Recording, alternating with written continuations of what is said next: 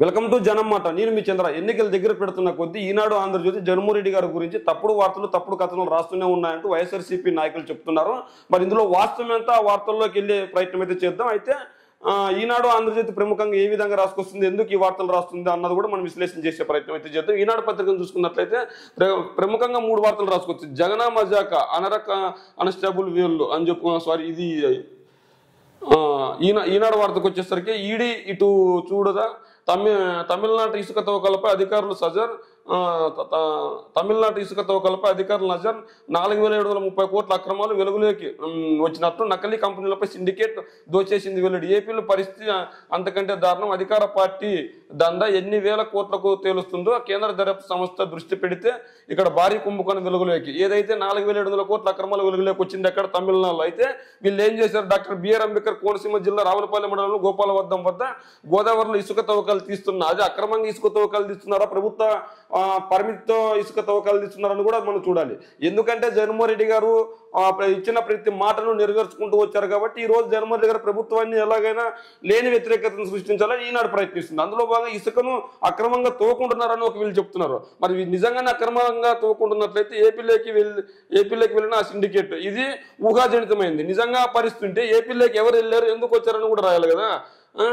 లేకుంటే వీళ్ళు ఎందుకు ఇలాంటి వార్తలు రాస్తారు. తమిళనాడులో 2022 మే నుంచి 2023 సెప్టెంబర్ వరకు ప్రభుత్వం ఇసుక తవ్వకాలు విక్రయాలు జరిపింది. దీన్ని నేరుగా జనవరుల శాఖ పర్యవేక్షించింది. వివిధ విధాల్లోనే పలు రీచుల్లో కలిపి మొత్తం 195 హెక్టార్లు ఇసుక తవ్వకాలకు అనుమతిస్తే ఏకంగా 987 హెక్టార్లు ఇసుక తవ్వి విక్రయించినట్లు ఈడీ తేల్చింది. మరి ఏపీకి సంబంధించి ఏం రాసుకొచ్చారంటే జగన్ ప్రభుత్వం వచ్చాక 2019 సెప్టెంబర్ మే 14 వరకు ఏపీ ఖనిజ అభివృద్ధి సంస్థ ద్వారా ఇసుక వ్యాపారం జరిగింది. ఆ తర్వాత 2021 మే 15 నుంచి ప్రైవేట్ సంస్థల పేరిట జరుగుతుంది అని పర్యావరణ అనుమతులతో పర్యావరణ అనుమతులతో మన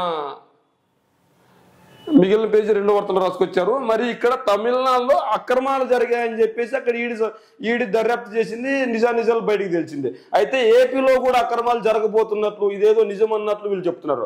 ఎందుకంటే ఖచ్చితంగా జగన్మోహన్ రెడ్డి గారి ప్రభుత్వం ఎటువంటి తప్పు చేయలేదు కాబట్టి ఎటువంటి తప్పు చేయకపోయినా ప్రభుత్వంపై బురద జల్లే ప్రయత్నం చేస్తున్నారు. ఎందుకు ప్రభుత్వంపై బురద జల్లే ప్రయత్నం చేస్తున్నారంటే జగన్మోహన్ రెడ్డి గారు ఏదైతే హామీలు ఇచ్చారో ఆ హామీని ప్రతి ఒక్క హామీని నెరవేర్చుకుంటూ ముందుకు వచ్చారో ఆ హామీలు నెరవేర్చారు కాబట్టి ఖచ్చితంగా జగన్మోహన్ రెడ్డి గారి గురించి మనం మాట్లాడేకి ఎటువంటి వీలు లేదు.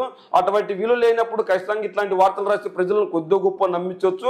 ఇంకా దగ్గర ఎన్నికల నోటిఫికేషన్ ఇంకొక వారం 10 రోజుల్లో వచ్చే అవకాశం ఉంది. ఇంకో 40 రోజుల్లో ఎన్నికలు కూడా జరుగుతాయి. ఈ నేపథ్యంలో ఖచ్చితంగా జగన్మోహన్ రెడ్డి గారి ప్రభుత్వంపై బురద జల్లితే ఖచ్చితంగా కొంతమేరకైనా ఓట్లు తగ్గే అవకాశం ఉంటుందని ఇలాంటి నేపథ్యంలో ఈ వార్తలు రాస్తున్నారు. నిజంగా పరిస్థితులు ఉంటే సాక్ష్యాధారాలతో వార్త రాస్తే బాగుంటుంది. అన్ని ఊహాజనిత వార్తలు రాస్తే బాగుండదు. జనసేన అధినేత పవన్ కళ్యాణ్ చిత్తూరు ఎమ్మెల్యే ఆరాని శ్రీనివాసులు జనసేనలోకి చిత్తూరు ఎమ్మెల్యే శ్రీనివాసులు వెళ్లే అవకాశం ఉందని రాశారు.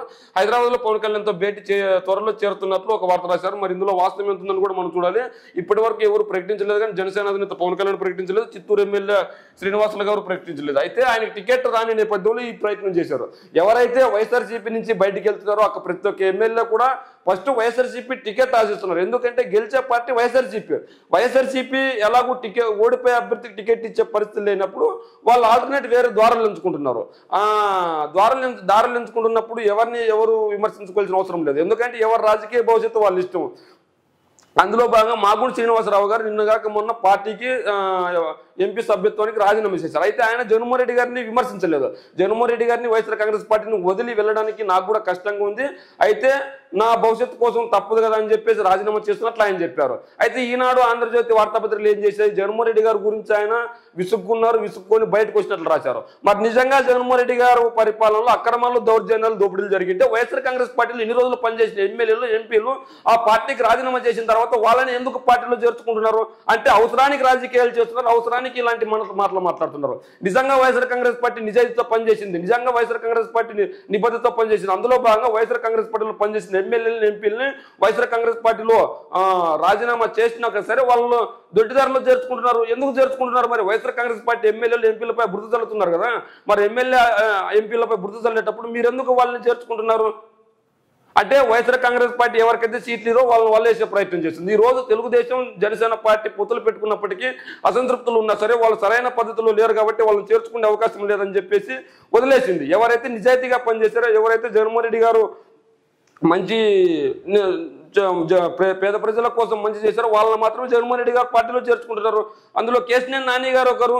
జగన్మోహన్ రెడ్డి గారు గాలిలోనే ఆయన గెలిచారు. ఆయనకి ఎంత నిబద్ధత ఉండాలి, ఎంత సేవ చేయాలని ఉండాలి. ఇలాంటి నేపథ్యంలో అది కూడా భారీ మెజారిటీతో గెలిచారు కేశినేని నాని గారు, స్వల్ప మెజారిటీతో బయటపడలేదు. మరి ఇలాంటి నేపథ్యంలో పరిస్థితులు ఎలా ఉన్నాయని మనం చూసుకోవాలి. పత్రం కావాలన్న ఆయన ఒక వార్త నకిలీలతో భూములు పరాపట్టు. ఇక్కడ వైకాపా పాలన భూములకు రక్షణ ఉండటం లేదు. నకిలీ పత్రాలు ఫోర్జరీ సంతకాలతో ప్రభుత్వ భూములను దర్జాగా ఆక్రమిస్తూ ఇతరులకు విక్రయిస్తున్నారు. కొన్ని చోట్ల వైకాపా నేతల భాగస్వామ్యాలని దందా రాష్ట్ర వ్యాప్తంగా కొనసాగుతుంది. ఏదైతే ఈ వార్త ఉందో, ఎవరైనా ఒకరి భూమిని ఇంకొకరు దోచుకుంటే ఎవరికైనా బాధ, నాకైనా బాధ, నీకైనా బాధ, ఇంకొకరికైనా బాధ. అయితే వీళ్ళు ఏంటంటే ఆ ఫోర్జరీ చేసే వ్యక్తిని పట్టుకోకుండా ఆ ఫోర్జరీ చేసే వ్యక్తిని వైసీపీకి అంటగట్టే ప్రయత్నం. ఎందుకు వైసీపీకి అంటగట్టే ప్రయత్నం అంటే, ఖచ్చితంగా ఇప్పుడున్నది వైసీపీ ప్రభుత్వం ప్రజాపాలన, అభివృద్ధి పాలన, సంక్షేమ పాలన చేస్తుంది. అంటే ఇప్పుడు ఖచ్చితంగా ప్రజల్లో లేని వ్యతిరేకత అంటే వైసీపీ భూములను దోచుకుంటుందని చెప్పడానికి ఇది ఒక ప్రయత్నం చేస్తుంది. అయితే వైసీపీ ఇట్లాంటి వాళ్ళకి అడ్డకట్ట వేస్తుంది. వైసీపీ కనుక ప్రోత్సహిస్తుంటే వీళ్ళని ఎందుకు అరెస్ట్ చేస్తుంది? మరి ఎలా వెలుగులోకి వచ్చారు? మరి నిజంగా పరిస్థితుంది? మరి కనీసం పోనీ ఆ ఫోటో వేసే పరిస్థితి ఎందుకు లేదు? కొన్ని చోట్ల వైకాపా నేతల భాగస్వామ్యంతో ఈ దందా రాష్ట్ర వ్యాప్తంగా కొనసాగుతుంది. ముఖ్యంగా ఆశలు కలిగి ఉద్యోగ వ్యాపారులతో దూర ప్రాంతాల్లో ఉంటున్న స్థిర నివాసం ఏర్పాటు చేసుకున్న వారి కంటి మీద కునుకు ఉండడం లేదు. స్థలాల కొనుగోలు చేసి ప్రస్తుతం విదేశాల్లో స్థిరపడ్డారు చాలా మంది ఉన్నారు. ఇలాంటి వారి ఖాళీ స్థలాలు ఎక్కడెక్కడ ఉన్నాయో అక్రమాలు గాలిస్తూ వాటిని కైవసం చేసుకుంటున్నారు. నకిలీ సంతకాలు, పత్రాల పోకడాలు సీఎం జగన్ సొంత నియోజకవర్గమైన పులివెందుల్లోనూ వెలుగు చూశాయి. ఇప్పటి వరకు ఆ వీఆర్ఓలు, తహసీల్దారులు సంతకాలు మాత్రం ఫోర్జరీ కాగా పులివెందుల్లో ఏకంగా కలెక్టర్ సంతకమే ఫోర్జరీ జరిగింది. స్థల యాజమాన్యులు, ఒంటరి వ్యక్తుల, వృద్ధుల, మహిళల సందుకులు, ఇవన్నీ గాలి వార్తలు లాంటివి అనమాట. నిజంగా పరిస్థితి ఎక్కడ అన్యాయం జరిగింది, ఏంటి జరిగింది, ఎవరి భూమి కాజేసారు, అవి వార్తలు రాయాలి. లేదంటే వైకాపా ప్రభుత్వంలో వైకాపా దండుగులో చేస్తున్నట్లు రాస్తున్నారు. ఆ వైకాపా నేతలు ఎవరో రాయండి బహిరంగ. పలానా వైకాపా నాయకుడు, పలానా వైకాపా కార్యకర్త పలానా భూమిని దోచుకున్నాడు అని పేర్లతో శుద్ధ రాస్తే ప్రజలు నమ్మే పరిస్థితి ఉంటుంది. ఇలా గాలి వార్తలు రాసి వైసీపీ ప్రభుత్వం ఏం చేయకపోయినా వైసీపీ ప్రభుత్వం చేస్తుంది, వైసీపీ ప్రభుత్వం బుద్ధి చల్లే ప్రయత్నం చేస్తే ప్రజలు నమ్మే పరిస్థితి లేదు. ఖచ్చితంగా 20 రోజులను తిరుపతి ఎస్పీ బదిలీ మల్కీనగర్ ఉంటే తమ అక్రమాలు సాగవని భావించిన వైకాపా నాయకులు ఒత్తులను తీసుకొచ్చి బదిలీ చేయించినవైనా తిరుపతి కొత్త ఎస్పీగా కృష్ణకాంత్ పటేల్. ఇదే వార్తని ఆంధ్రజ్యోతిలో కూడా రాసినట్లు చూసాము. ఈ రెండు ఒకేసారి అనాలిసిస్ చేసుకున్నాం.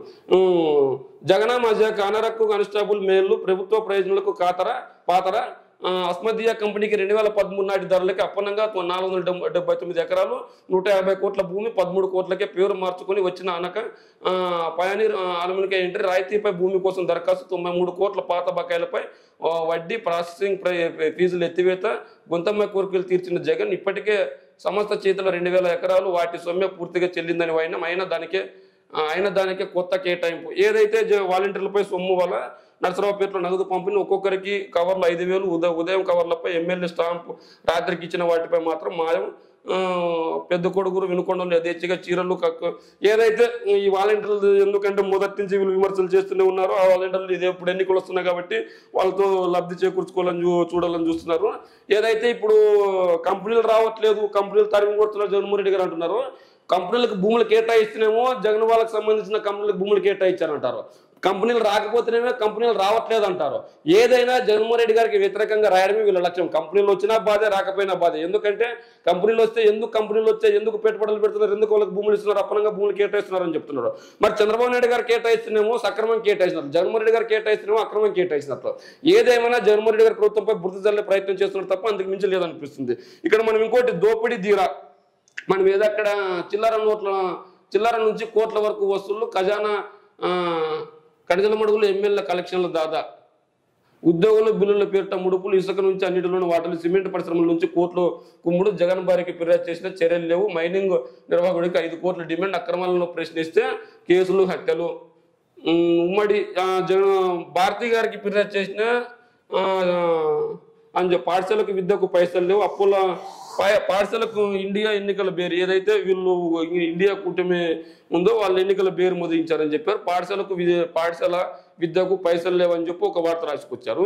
పాఠశాల విద్యకు పైసలు లేవని ఒక్క ఈనాడు ఆంధ్రజ్యోతి చెప్తేనే నమ్మే పరిస్థితి. ఈ రోజు అమ్మఒడి ఎవరు తీసుకొచ్చారు, జగనన్న విద్యా దీవెన ఎవరు తీసుకొని వచ్చారు, నాడు నేడు ఎవరు తీసుకొని వచ్చారు, ఆ పాఠశాలకు ఇంత పెద్ద ఎత్తున ప్రోత్సాహం ఎవరు కల్పించారు.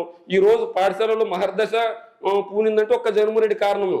ఈ జగన్మోహన్ రెడ్డి గారు ఇంత పెద్ద ఎత్తున వాళ్ళకి ఇచ్చారు కాబట్టి ఈరోజు జగన్మోహన్ రెడ్డి గారు మంచి పరిపాలన అందించగలుగుతున్నారు. అయితే ఈనాడు ఆంధ్రజ్యోతి ఒకటే కంకణం కట్టుకుని ఎలాగైనా జగన్మోహన్ రెడ్డి గారి ప్రభుత్వాన్ని గద్దెదించి వాళ్ళకి నచ్చిన వ్యక్తిని గద్దెని ఎక్కించాలని చూస్తున్నారు. మరి నిజంగా చంద్రబాబు నాయుడు గారు మంచి పరిపాలన చేసింటే 2014 నుంచి 2019 వరకు ఇచ్చిన సంక్షేమాలు మళ్ళీ ఇస్తాను, నాకు ఓటు ఏంటని ఎందుకు అడగలేకపోతున్నారు? జగన్మోహన్ రెడ్డి గారి సంక్షేమ పాలనలో అమ్మఒడి పథకాన్ని ఎందుకు కొనసాగుతున్నారు? వాహనమిత్రాన్ని ఎందుకు కొనసాగుతున్నారు? మహిళలకు ఆసరా పథకాన్ని ఎందుకు కొనసాగుతున్నారు? ఈరోజు మరి ఇలాంటి సంక్షేమ పథకాలన్నీ జగన్మోహన్ రెడ్డి గారు పేద ప్రజలకు మంచి చేయడానికి తీసుకొని వచ్చారు.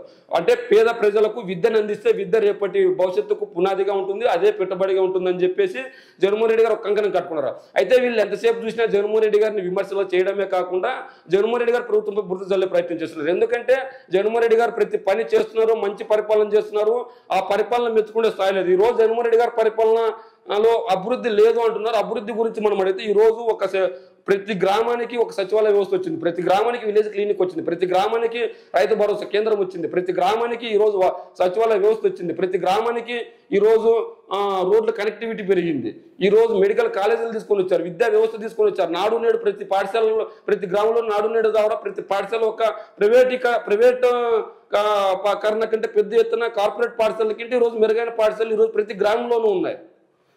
మరి ఇవి చాలా జగన్మోహన్ రెడ్డి గారు తీసుకొచ్చిన పరిపాలనకు దండుగా మరి ఈ రోజు నాడు నేడు ఆ రోజు ఎందుకు లేదు? నాడు నేడు ద్వారా ఈ రోజు ప్రైవేట్ పాఠశాలను సైతం కల్పిస్తున్న పాఠశాలలు ఆ రోజు ఎందుకు లేవు? మరి ఆ రోజు సచివాలయ వ్యవస్థ ఎందుకు లేదు? ఆ రోజు రైతు భరోసా కేంద్రాలు ఎందుకు లేవు? ఆ రోజు విలేజ్ క్లినిక్లు ఎందుకు లేవు? మరి ఇలాంటివన్నీ ఆ రోజు ఎందుకు రాలేదు? అంటే ఖచ్చితంగా జగన్మోహన్ రెడ్డి గారు అభివృద్ధి పాలన సంక్షేమ పాలన అందిస్తున్నారు కాబట్టి వీళ్ళు బురద జల్లే ప్రయత్నం చేస్తున్నారు, అంతకు మించి ఏమి లేదు. ఈరోజు ఎన్నో ఫ్లైఓవర్లు నియమించారు. విజయవాడ ఫ్లైఓవర్ కావచ్చు, అనంతపురం టాక్లావర్ ఫ్లైఓవర్ కావచ్చు, లేదంటే వైజాగ్ ఫ్లైఓవర్ కావచ్చు, లేదంటే విజయవాడ పక్కన ఉన్న రిటర్నింగ్ వాళ్ళు కావచ్చు, ఇలా ప్రతి ఒక్కటి జగన్మోహన్ రెడ్డి గారు మంచి పరిపాలన అభివృద్ధి పాలన చేస్తున్నాడు. కానీ వీళ్ళు చెప్పుకోవడం లేదు వైసీపీ వాళ్ళు ఇవన్నీ తీసుకొని వచ్చామని. దాన్ని అడ్వాంటేజ్గా తీసుకొని జగన్మోహన్ రెడ్డి గారు ఖచ్చితంగా అభివృద్ధి పాలన చేయట్లేదు, సంక్షేమం మాత్రమే ఇస్తున్నాడని చెప్పారు. ఇన్నాళ్ళు సంక్షేమ పాలన ఎందుకు, మనకు సంక్షేమాలు ఇస్తే శ్రీలంక అవుతుందని చెప్పిన ఇదే టీడీపీ ఇదే జనసేన ఇప్పుడు మళ్ళీ సంక్షేమాలను అందుకు రెట్టింపు ఇస్తామని చెప్తున్నారు. మరి ఇది ఎలాంటి పాలన చేస్తున్నారు? అంటే వీళ్ళు ఖచ్చితంగా జగన్మోహన్ రెడ్డి గారి పాలన కాపీ కొడుతున్నారు. అంటే ఖచ్చితంగా 100% కాపీ కొడుతున్నారు. జగన్మోహన్ రెడ్డి గారి పాలన ప్రజలకు నచ్చింది కాబట్టి జగన్మోహన్ రెడ్డి గారు సింగిల్గా వస్తాను, సింహంలో వస్తాను, ఖచ్చితంగా గెలుస్తాను అని చెప్తున్నారు. కానీ వీళ్ళు కుటిల బుద్ధితో ఎలాగైనా దించాలని చూస్తున్నారు. ఏదేమైనప్పటికీ జగన్మోహన్ రెడ్డి గారు ఈ రోజు ఒక టీడీపీ ఒక జనసేనతో యుద్ధం చేస్తుంది, ఒక ఈనాడు ఒక ఆంధ్రజ్యోతి యుద్ధం చేస్తున్నాడు అని ప్రముఖంగా చెప్పుకొస్తున్నాడు. మరి ఇదే నేపథ్యంలో ఈనాడు ఆంధ్రజ్యోతి రాసిన వార్తల గురించి మీరేమనుకుంటున్నారో మీ కామెంట్ రూపంలో తెలియజేయండి.